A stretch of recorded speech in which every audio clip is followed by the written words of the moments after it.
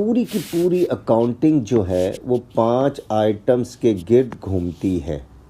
Number 1 assets ہم سیکھ چکے ہیں، نمبر 2 کیپٹل کسے کہتے ہیں اکاؤنٹنگ میں، اور نمبر 3 لائبلٹی کسے کہتے ہیں۔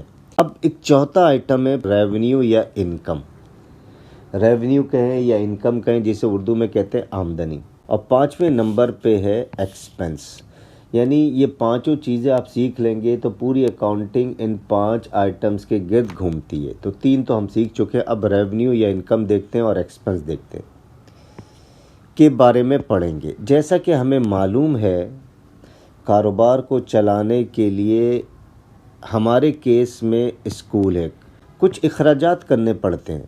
جیسے اسکول کے اخراجات کیا ہوتے ہیں بھئی؟ اسکول کے اخراجات ہوتے ہیں ٹیچرز کو سیلری دینا یعنی تنخواہ دینا، الیکٹریسٹی بل کی ادائیگی کرنا وغیرہ وغیرہ۔ تو یہ میجر اخراجات ہیں جو کہ اسکول نے کرنے ہوتے ہیں۔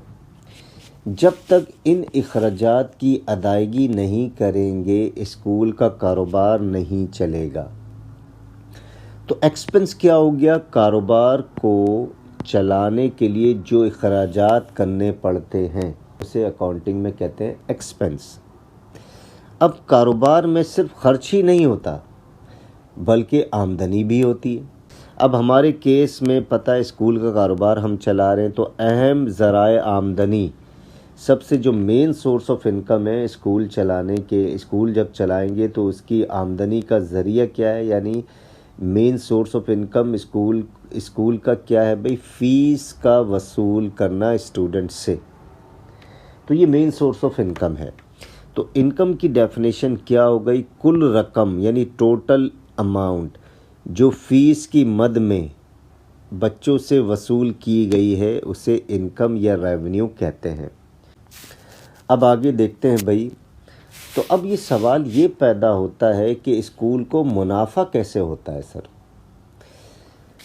جب کل آمدنی میں سے کل اخراجات مائنس کر دیا جائے تو منافع ہوتا ہے۔ تو منافع یعنی پروفٹ ایکولز ٹو ٹوٹل آمدنی یعنی ٹوٹل انکم لیس ٹوٹل اخراجات جسے ہم کہتے ہیں ٹوٹل ایکسپنسز۔